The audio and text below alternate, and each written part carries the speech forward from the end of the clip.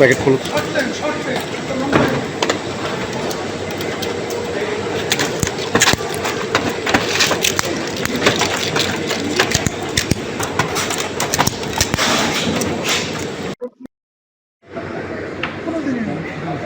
Chemist হিসেবে join করছেন, কিন্তু আপনার কেমিস্ট হইতে গেলে যে সার্টিফিকেট লাগে, আপনার কেমিস্ট্রি থেকে লেখাপড়া করতে হয়। আপনি কোন সাবজেক্ট থেকে লেখাপড়া করছেন? উদ্ভিদ বিজ্ঞান মানে জিওলজি? বুটানি। তাহলে বুটানির ছাত্র আপনি কেমিস্ট হন কীভাবে? ভুট্টা আপনি যদি বুটানির ছাত্র হন তাহলে আপনি কেমিস্ট হবেন কীভাবে? কেমিস্ট হইতে গেলে তো কেমিস্ট্রিতে লেখাপড়া করতে হয়। Applied physics chemistry. তুমি বুটানিতে পড়ালেখা করে তুমি কেমিস্ট হইলে কেমনে? পড়ালেখা কি এত সহজ? কোন কলেজ থেকে লেখাপড়া করছেন আপনি? হ্যাঁ, পাবনা এডওয়ার্ড কলেজ। আপনারা অবগত আছেন যে ভোক্তা অধিকার সংরক্ষণ অধিদপ্তর তাদের যে নিয়মিত তদারকি কার্যক্রম পরিচালনা করে, তো সেটার অংশ হিসাবে আজকে আমরা এটা সাভারের আশুলিয়া থানার কাঠগড়া বাজার এলাকায় ভোক্তা অধিকার সংরক্ষণ অধিদপ্তরের অভিযান আমরা পরিচালনা করলাম। উপজেলা প্রশাসন, সাভার এবং আশুলিয়া থানা পুলিশের সহযোগিতা এবং আমাদের গোয়েন্দা সংস্থার সহযোগিতা নিয়ে আমরা এই অভিযানটা পরিচালনা করলাম। এখানে আমরা যে বিষয়টি দেখলাম সেটা হচ্ছে এই কোম্পানি তারা ওরাল স্যালাইন যেটা এসএমসির ওরাল স্যালাইন রয়েছে সেটির আদলে তারা স্যালাইন তৈরি করছে এবং টেস্টি স্যালাইন তৈরি করছে। এই স্যালাইন আপনারা জানেন যে এটি ড্রাগ অ্যাডমিনিস্ট্রেশনের অনুমোদন লাগে স্যালাইন তৈরিতে। যে কোনো ধরনের ডায়রিয়াজনিত বা কোনো ধরনের পানি শূন্যতায় মানুষ এটা ঔষধ হিসাবে ব্যবহার করে, সেই স্যালাইন ওনারা উৎপাদন করছিলেন অনুমোদনবিহীন। তো আমরা ভোক্তা অধিকার সংরক্ষণ আইনে এটার ব্যবস্থা নিলাম, পাশাপাশি তাদেরকে আমরা সতর্ক করলাম। আর যে স্যালাইনগুলি আমরা মোটামুটি এটা 45 কার্টনের মতো স্যালাইন আমরা এটাকে এখানে সিলগালা করে রেখে যাচ্ছি, এটা যাতে বাজারে না যায়।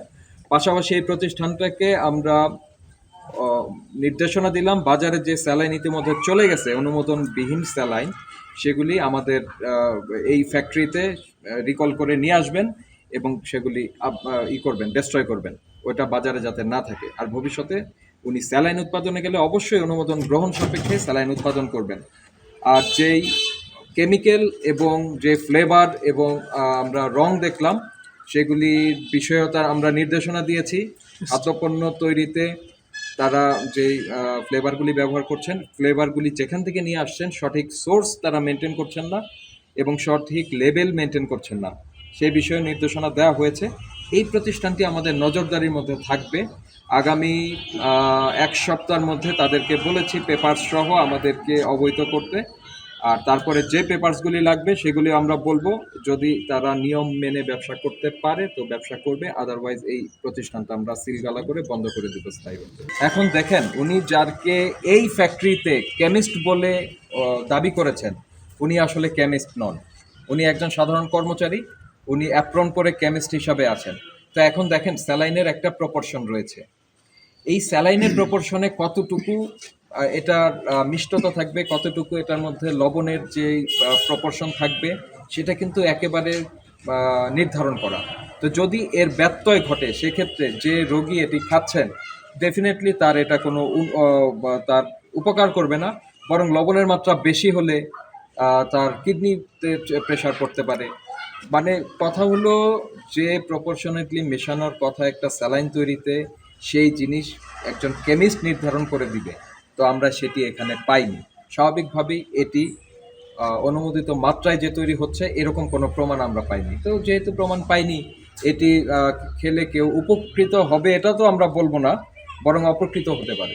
এখানে যে পণ্যগুলি তৈরি হচ্ছে এর মধ্যে আপনার চকলেট আছে, ম্যাঙ্গো বার আছে, তারপরে আপনার টেস্টি নাম দিচ্ছে তারা, হোজমি করছেন, তৈরি করছেন।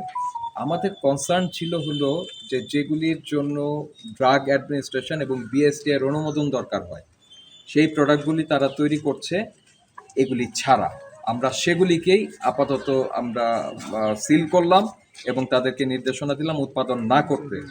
আর জরিমানা করা হয়েছে, তাদেরকে 3 লক্ষ টাকা আপাতত জরিমানা করা হয়েছে। তো এই নির্দেশনা অমান্য করলে জরিমানার পরিমাণ বাড়বে এবং প্রতিষ্ঠানটি আমরা স্থায়ীভাবে বন্ধের জন্য ব্যবস্থা নেব।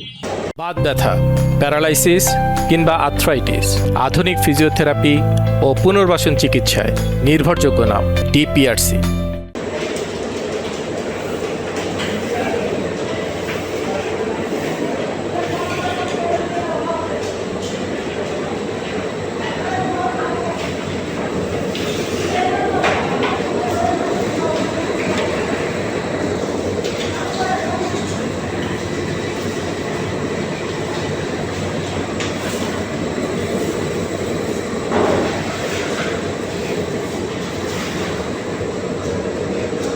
এদিকে ভিতরে যাওয়ার রাস্তা কোন দিকে?